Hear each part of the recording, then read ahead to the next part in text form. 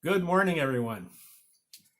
I am coming to you from the living room of my home in Minnesota and just wanting to say a great big hello to all of you and how glad I am that I can be with you in this way. The title of my Sunday message today is The Power of Non-Resistance. And I'd like to begin with a story that comes to us from an ancient kingdom. In that kingdom, there was a humble advisor to the king. And even though he was a learned man, he lived his life by one simple principle, which was everything always works out for the best. One day, the advisor and the king were out in the forest, and the king was hunting for a stag that had been his desired prey for several years. And once again, the stag got away. The king got so angry that he broke his bow on a rock. And his advisor said to him, "Sire, I know that you were counting on bagging that stag today, but I will tell you again, sire, everything always works out for the best." Well, for the king, that was the last straw. He had been listening to what he felt like were positive platitudes for too long. So he had his advisor thrown into the dungeon. The next day, the king was once again out hunting by himself this time. When he was in the woods, the horse he was riding got scared by something and veered suddenly to one side, throwing the king to the ground. And as he hit the ground, the king broke his leg. As he was suffering and writhing, a band of hostile men came upon him. The king was terrified. He thought that either he was going to be robbed and killed or perhaps held for ransom. Instead, two of the seeming bandits looked at his leg and gesticulated wildly, saying something he couldn't understand, and rode away. The king painfully got back on his horse and rode back to the castle and had the leg set by the royal surgeon. And as soon as he did, he called for his advisor from the dungeon, brought him up to him, and said to him with a grim face, "Now, how could breaking my leg possibly be all for the best?" His advisor said, "Sire, those people who accosted you, they were not bandits. They were members of a certain religious group that worships a deity that calls for sacrifice. You would have been the sacrifice, but the sacrifice has to be someone with no broken bones. That's why they rode away." The king thought about this and said, "All right, I guess you have a point there. But how could it possibly be for your best that you have been in the dungeon all this time?" The advisor said, "Well, sire, that's an easy one. Had I not been in the dungeon, I would have been with you, and I would have been the one that got chosen to be the sacrifice." As you know, we are experiencing a pandemic called COVID-19. As you also know, all our lives have been changed. The life for every one of us has been disrupted. We're asked to stay at home. So many events have been canceled. Businesses have had to close. And many of us are not working. And of course, on top of that, some of us have become ill. Ram Dass once did a speech where he talked about living on two levels at the same time, the human level and the divine level. And when he said, when we think about the divine level and remember that we are all eternally indestructible divine beings, how can we not be at peace? And yet, when we see the suffering in the world, how can we not be compassionate? And certainly, that's the way we all feel today. We could certainly call this pandemic an enemy, an adversary. Yet Jesus said, agree with your adversary quickly. Or in other words, do not resist it. Then there's our modern day teacher, Byron Katie, who says, if you argue with what is, you lose. And she adds, but only 100% of the time. I was remembering back to a time several years ago when I was the senior minister at the Unity Church in Charlotte, North Carolina. And I got fired. And I was just devastated at first. I hadn't ever been fired or released from anything in my life. And so I felt very victimized for a while, even though the truth is I had struggled in having that ministry become all that I believed it could become in the hometown of Billy Graham. And when I thought about it further, what ended up happening out of being fired was that it led to a whole new chapter in my life called Transitional Ministry, a chapter in my ministry that I dearly love. Is it possible that someday we'll look back on this pandemic and see it as a blessing in disguise? I very much believe that that could happen. There's a story that comes to us from China a long time ago. The story is that there was a Chinese farmer whose horse ran away. His neighbor said, "Oh, I'm so sorry, that's too bad, that's bad." The farmer looked at the neighbor and said, "Good? Bad? Who's to know?" A couple of days later, his horse came back leading 8 wild horses and drew them all into the corral. All the farmer had to do was shut the corral door, the gate, and here he had a whole bunch of new horses. His neighbor said, "Oh, I'm so happy for you. That is so good." The farmer looked at his neighbor and said, "Good? Bad? Who's to know?" A couple of days after that, the farmer's son was riding one of the wild horses, working on taming it, when he got bucked off and his leg got broken. The neighbor came over and said, "Oh, I'm so sorry. That's a terrible thing. That's bad." Once again, the farmer said, "Good? Bad? Who's to know?" And then a few days after that, a whole army came roaring through that area, recruiting people for conscripts to be part of that army. But because of the broken leg, the farmer's son didn't need to go. In Taoism, the Tao is the way or the path. And you may know that Jesus' early disciples were also called followers of the way. In truth, there has only ever been one path or one way to experiencing God. And that path or way is called deep inner change.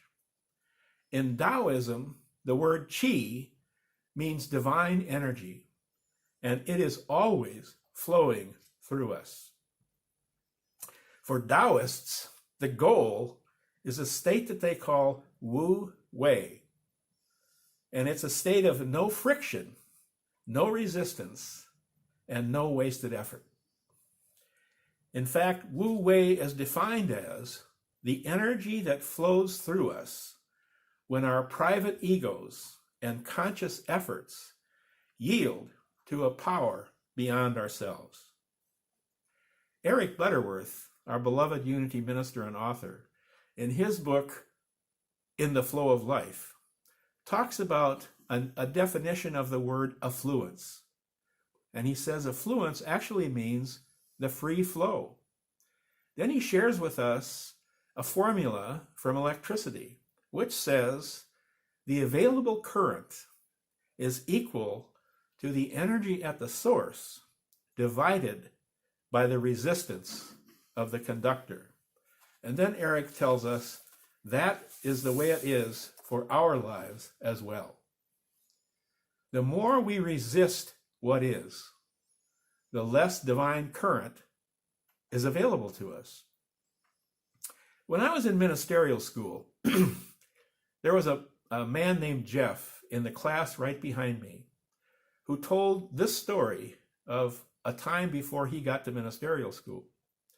He had had kind of a rough childhood and had become a rebel, so much so that he had committed a crime, been convicted, and had been serving a prison sentence in the state prison in Attica, New York. While there, he made a decision that he wanted to completely turn his life around. In fact, he gave his life to God and just asked how he could be of service. Jeff was a model prisoner, and because of this, when a new program became available, he was sure he would be a candidate. The program was a work release program, and it was considered by far the best duty in prison. The inmates would leave each morning, go do this work for a certain private company, and come back in the evening for bed. When the list came out of people who were chosen, even though Jeff had applied, he hadn't been chosen. And he was really upset. As a matter of fact, he was angry at God. God, I've given you my life, and this is what happens? Then there was a second group a month later that was chosen for this same work release program, and again, Jeff wasn't chosen. A short time after that, something happened that he hadn't planned on, which was that he was able to receive a parole. Shortly after the paperwork for the parole began to come through, the program, the work release program, the company behind it, I should say, went bankrupt. And all of those prisoners, all of those inmates, had to return to the prison and be reassigned. Shortly after that, Jeff was released on parole. And a month after that, there were those terrible riots back in the 1970s at the state prison in Attica, New York. Some people were killed in those riots, many were injured, and most certainly no one was going to get a parole for at least a year after those riots. Had Jeff not been turned down to be part of that work release program, his paperwork would have still been in process when that riot occurred. This was not something that was being done to Jeff. It was actually something that was being done for Jeff. Some of us have believed that change is painful, but in truth, it's only ever the resistance that's painful. It was the Buddha who said that the source of all of our suffering is our attachments. Let's try and not be like a certain woman I once heard who said, "Whatever I release, I leave claw marks on." The more we practice accepting what is and releasing the belief that it has to be this certain way in order for me to be happy, we also release our suffering and we begin to see the possibilities in front of us. Helen Keller once said, "When one door closes, another one opens." But many of us continue staring for so long at the door that closes that we never even notice the one that is opened. Byron Katie also said, "Everything happens for us, not to us. And until we can see everything in the world in this light as our friend, our work here isn't finished." One of the most inspiring stories I've ever heard about non-resistance comes to us from the 19th century. The British historian Thomas Carlyle, who wrote the epic work, The French Revolution, in 1837, a work that 20 years later, Charles Dickens would use as the basis for his novel, A Tale of Two Cities.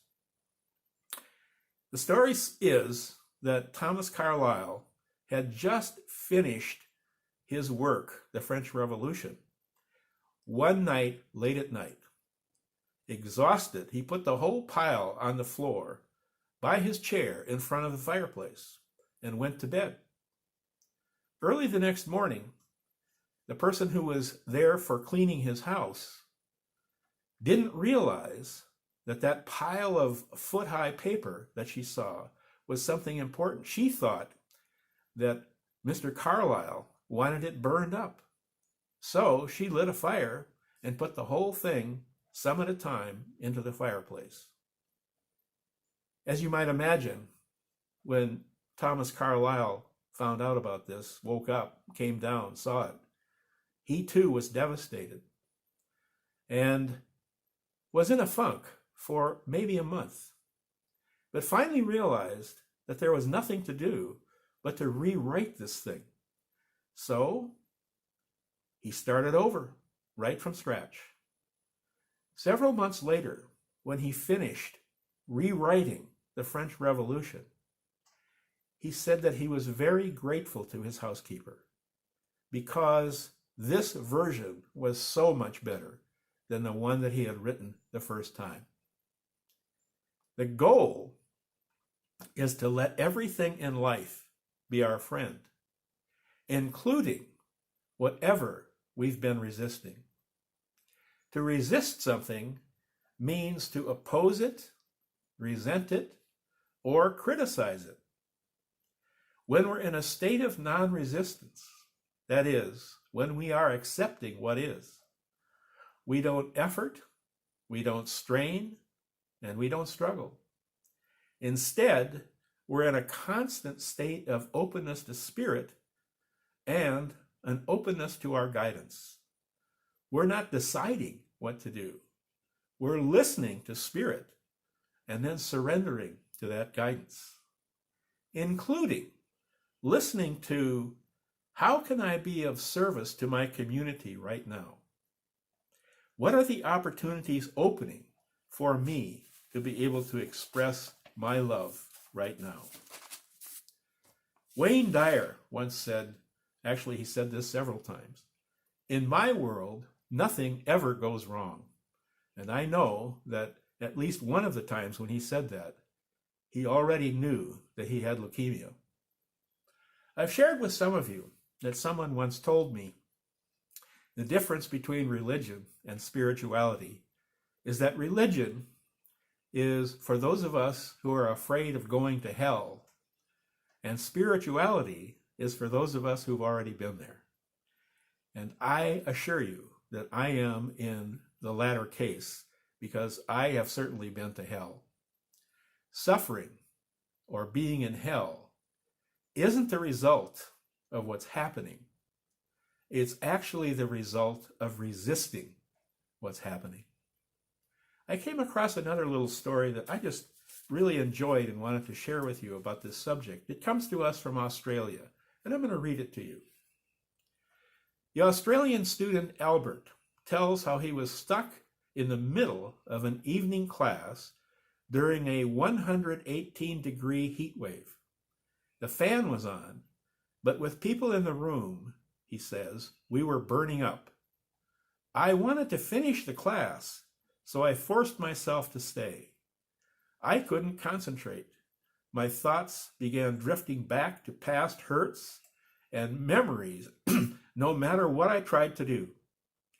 My mood got worse and worse, and the heat seemed to get more and more unbearable.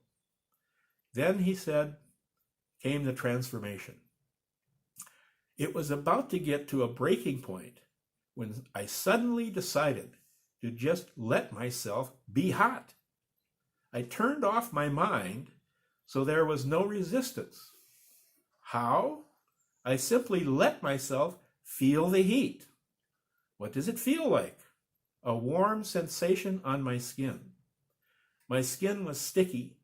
The air seemed heavy.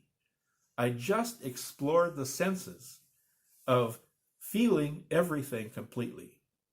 Without the mind, he says, the sensations meant nothing.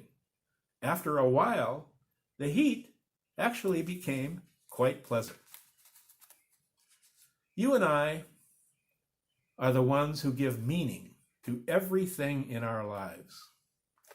So I invite you to give everything in your life, including this pandemic, a meaning which serves your happiness.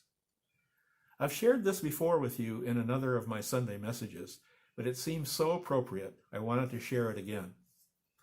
Emma Curtis Hopkins, who was the teacher of Charles and Myrtle Fillmore, she was the teacher of Ernest Holmes, the founder of religious science, and she was the teacher of the Brooks sisters, who founded Divine Science, was once having a time in her life where nothing that seemed to go right. And finally, she got to a point where she simply started to say something that she felt like she needed to know herself. She said, "This too is good. This too is God. This too is for me. And I insist on seeing the benefit or the good in it." Everything that's in our lives is here because there is a gift we want to receive from it. So let yourself know, even though it might sound crazy at first, this pandemic is happening for me, not to me. Many of us have already thought of some positive blessings from this whole thing. The other day, my wife Laura was watching public television, and there was a picture shown from a satellite. It was a satellite view of the air over China, which for the first time in decades was actually clear. The factories having shut down, there was no pollution in the air at all. It's as if the earth was saying, we all need a break right now. We all just need to take a deep breath. Many of us have been reevaluating what's important to us during this time. Many of us have been finding the benefit in slowing down. And many of us have been finding new, fulfilling ways to serve. And for myself, I have found myself facing some of my fears about technology, including recording this message and sending it to Unity of Santa Barbara. I've been finding that I actually can learn some new tricks. So I invite you to be with this thought. Maybe just complete this sentence. Something I could receive from this pandemic is. Something I could receive from this pandemic is. Maybe just write that a few times and see what's there. Let's close with a prayer. Please join me. Thank you, God, for showing me how to release any resistance I've had to what's happening and opening myself to see. This too is good. This too is God. This too is for me, and I demand to see the good in it. I'm going to say that one more time and then leave a space after each phrase for you to repeat it out loud if you want to, wherever it is that you're watching this. This too is good. This too is God. This too is for me.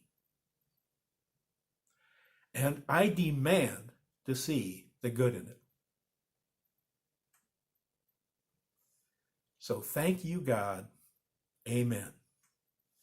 And namaste.